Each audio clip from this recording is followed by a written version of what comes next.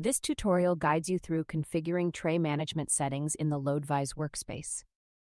You will learn how to create and save a new tray configuration efficiently. Click Tray Management to open the tray configuration area within the Workspace application. Click Create to start setting up a new tray configuration in the workspace.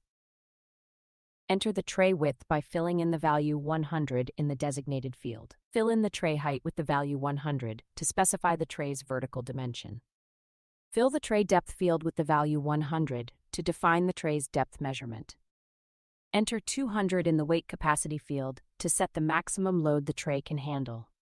Fill in the maximum load value as 300 to indicate the highest load limit for the tray. Fill the load limit field with 300 to finalize the tray's load specifications. Click Save to store the new tray settings and apply the configuration within the workspace. Click Next to continue to the following stage of the tray management process.